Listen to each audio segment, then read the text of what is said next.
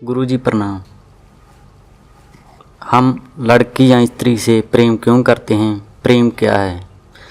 लड़की या स्त्री के बारे में जो मन में पॉजिटिव या नेगेटिव विचार आते हैं उनसे छुटकारा कैसे पाया जाए, इसके बारे में। तुम करते हो तो तुम बताओ ना। कोई अज्ञात बात होती तो मैं बताता, जो तुम कर रहे हो तो तुम ही बताओगे ना क्यों कराए, मुझे क्या पता।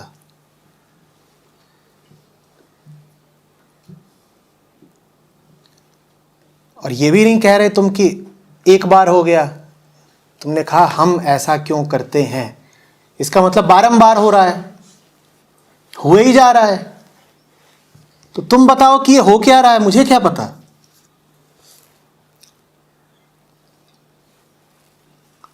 जो कुछ होता है तुम्हारे साथ, कुछ उसकी खबर लेते हो कि नहीं कि ये क्या हो गया, या बस फिसल जाते हो कि अरे हो गया,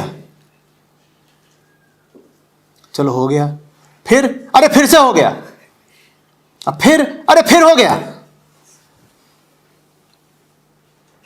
हो ही जा रहा है।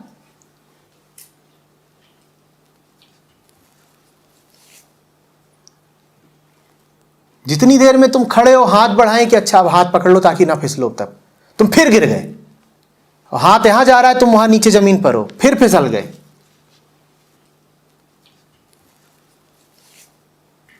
इतना भी अचानक नहीं हो जाता, सोचा समझा निर्णय होता है।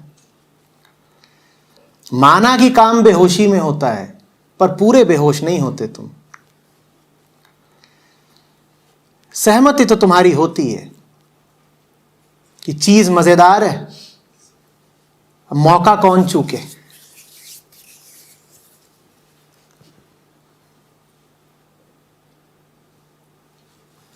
या एकदम एकाएक हो जाता है कि हम क्या करें, हो गया।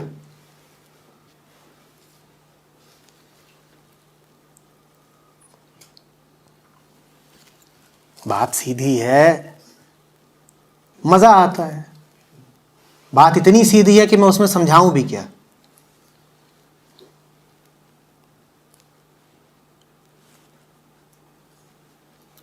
सेब खाओ मजा आता है ना जबान को, कोई मालिश करे पीठ को मजा आता है।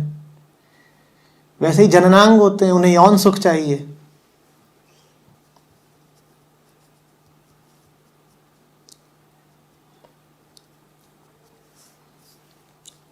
इसमें लोग जिज्ञासा करते क्यों हैं, मैं तो ये नहीं जान पाता।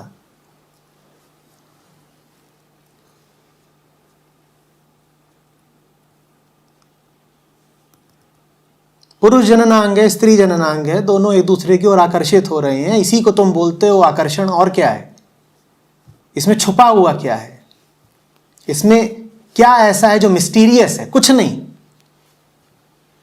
बात शारीरिक है पूरी और रासायनिक है पूरी। तुम्हारे शरीर के भीतर कुछ रसायन है, स्त्री के शरीर के भीतर दूसरे रसायन है, वो है ही इस तरीके के कि एक दूसरे की ओर खींचेंगे। और इसमें क्या पूछते हो कि मैं स्त्री की ओर क्यों खींचता हूं? क्योंकि हार्मोन है इसलिए।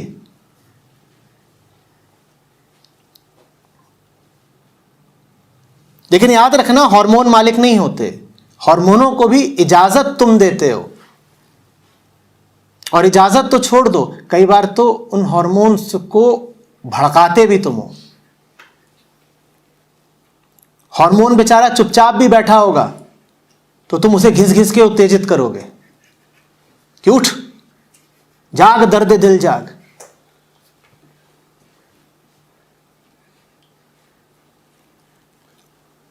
इसमें कोई मिस्ट्री नहीं है, कृपा करके इसको कोई मिस्टिक आयाम मत दीजिए।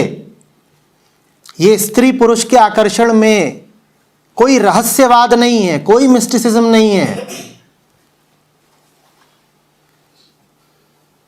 पूरी प्रकृति में यही चल रहा है, नरमादा नरमादा नरमादा। इसमें क्या रहस्य है भाई? प्रकृति का मतलब है कि प्रजाति आगे बढ़नी चाहिए, नरमादा आकर्षित होते रहते हैं ताकि बच्चे पैदा हों, प्रजाति आगे बढ़े। ये प्रकृति का बंदोबस्त है, इसीलिए उसने तुम्हारे शरीर में हार्मोन छोड़े हैं ताकि प्रजाति आगे बढ़ती रहे। नहीं तो प्रजाति ही विलुप्त हो जाएगी। ये प्रकृति का चाहना है। तुम कैसे भी रहो, प्रजाति आगे बढ़नी चाहिए। बल्कि जो जितना गया गुजरा होता है वो उतना ज्यादा प्रजाति को आगे बढ़ाता है।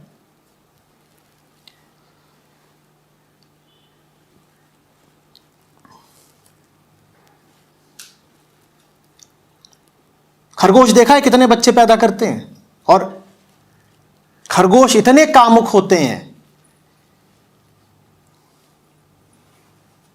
कि भाषा में मुहावरा आ गया है कि डोंट ब्रीड लाइक रैबिट्स,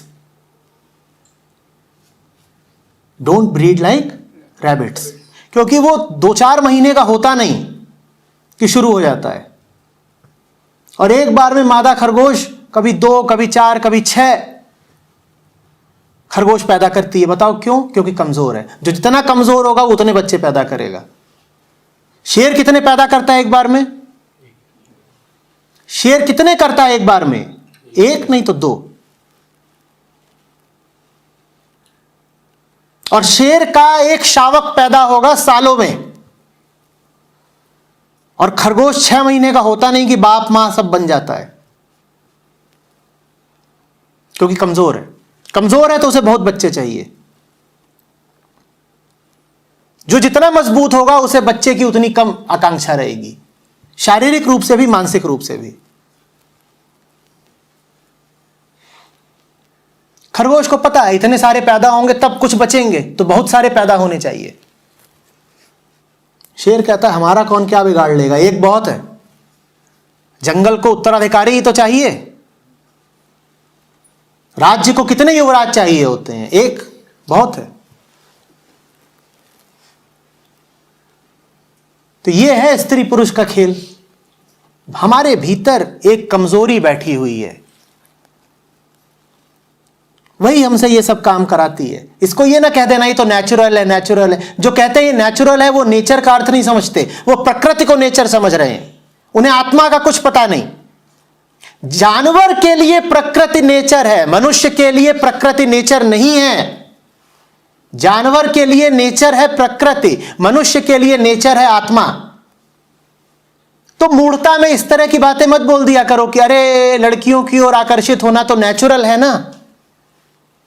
बल्कि और चले आते हैं सूरमा, वो कहते हैं हम कोई नपुंसक हैं क्या कि हम लड़कियों की ओर आकर्षित नहीं होंगे, ये तो नेचुरल चीज है, ये तो होनी ही चाहिए, ये तो हमारी मर्दानगी का सबूत है। पागल, मर्द तुम होगे पर विक्षिप्त जरूर हो।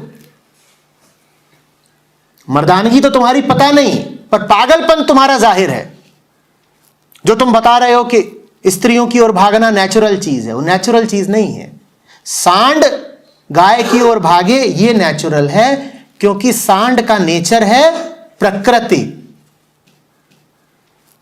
पर मनुष्य भागे अगर स्त्री की ओर तो ये नेचुरल नहीं है। तुम्हारा नेचर आत्मा है। तुम्हें सांड और गाय की तरह व्यवहार नहीं करना है। सांड की जिंदगी का ऊंचे से ऊंचा लक्ष्य यही है कि खाओ और बछड़े बछिया पैदा करो। उसको 2 ही चीजें चाहिए, बढ़िया घास और बढ़िया गाय। तुम्हें भी यही चाहिए, तुम सांड हो। तुम्हारी जिंदगी के दूसरे लक्ष्य हैं।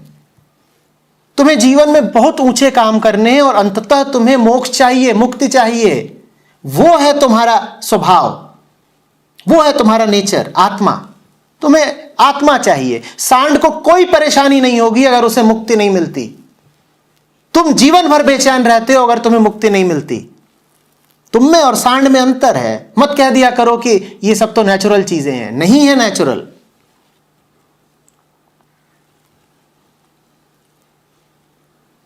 बात कुछ समझ में आ रही है?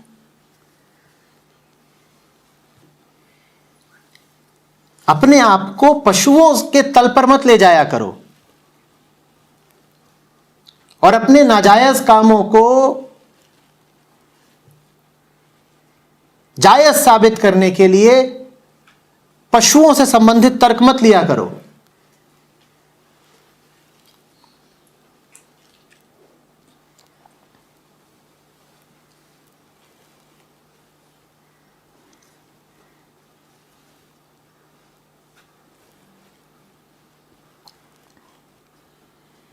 जानवर कोई काम करे तो वो ठीक हो सकता है क्योंकि वो बेचारा जानवर है।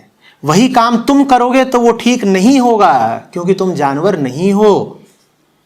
मैं समझाता हूं मांस मत खाओ, लोग कहते हैं जानवर भी तो मांस खाते हैं। शेर ने इतनी मांस खाई तो शेर क्या पापी हो गया? तुम शेर हो? शेर तो दहाड़े तो जंगल थर्राता है, तुम जरा दहाड़ के दिखाना।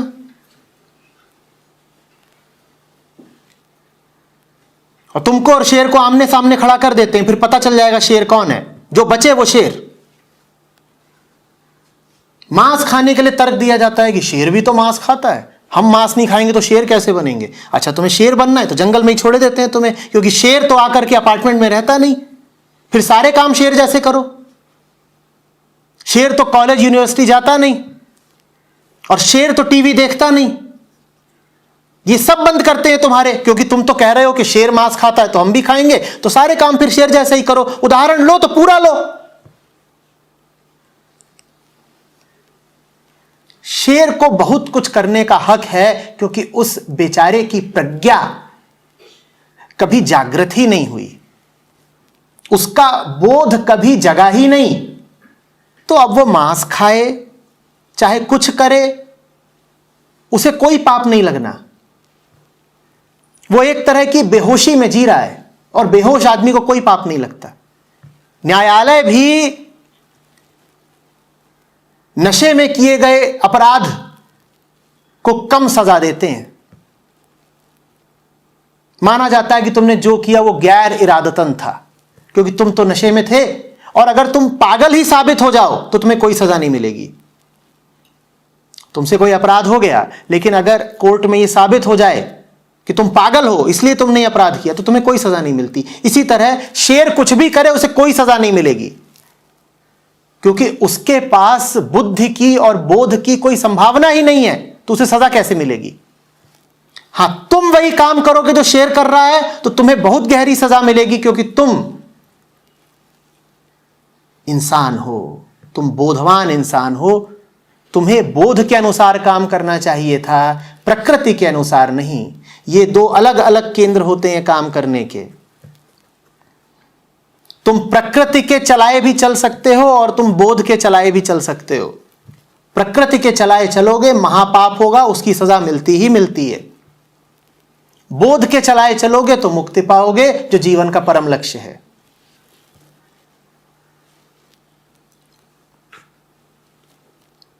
समझ में आ रही है बात?